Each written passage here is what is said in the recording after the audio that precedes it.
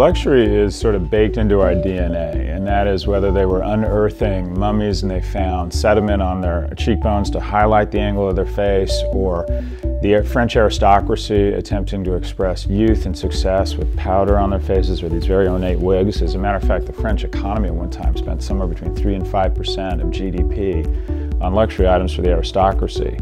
And the equivalent of the Fed there said that the investment was worth it because they were creating what was the equivalent of the Chilean gold mines, that the world would be inspired by French luxury and that it would serve the French economy well for centuries to come.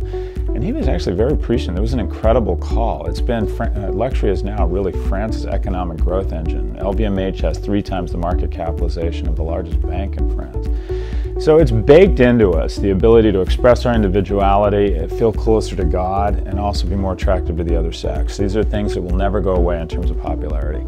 We also have some demographic shifts that are fueling the luxury boom. One, probably the biggest demographic shift globally, is the emerging middle class in developing markets. A lot of times these are in marketplaces or in economies and cultures where they necessarily haven't had a ton of opportunity to express themselves. So the opportunity to buy a Rolex or a BMW and say something about their success and the kind of individual they are is very attractive to them. So you have this entire cohort of people in emerging markets who will live with their parents, take the bus to work, and then once every 3 months buy a $3,000 or $5,000 Bottega Veneta bag.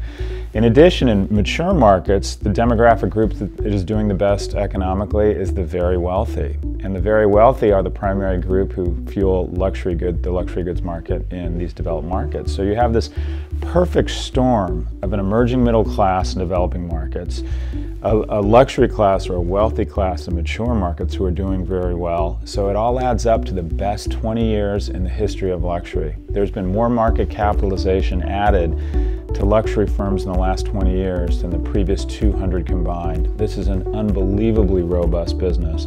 Estee Lauder has a larger market capitalization than WPP, the largest communications company in the world.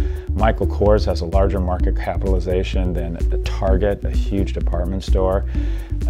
Richemont, the company that makes Panerai and Cartier watches, has a larger market capitalization now than Deutsche Telekom, the monopoly telco in Germany. 50% of the luxury watches purchased in Europe are purchased by the Chinese. A third of passport entries into France are Chinese passports, and they're not there to go to the Louvre or the Champs-Élysées, they're there to go to the Hermes store. So there was some talk about the Chinese bailing out Europe in the form of loans to the European Central Bank. We effectively have a bailout, and that is Chinese consumers are coming to Paris, Milan, and London and buying up luxury goods. The Chinese consumer is now responsible for almost a third of luxury purchases globally, but only about half of those are made within the mainland. And the reason why is, one, they have concern over counterfeits, and two, the taxation has made an arbitrage or a delta between the price of a Burberry coat available in New York at about half the price as you can get it in Shanghai.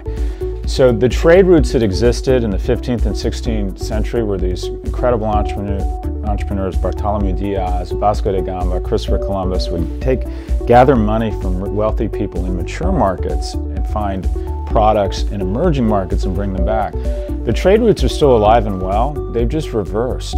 It's now individuals in China and Brazil and Russia gathering money from their friends, coming to New York, Milan, and Paris and buying everything from Bugaboo strollers to Samsung Galaxy phones to Bottega Veneta bags, and then returning to these emerging markets with them. The difference in price is staggering, and so luxury tourism has become a huge industry. This is an unbelievably robust business, and the future still looks really bright.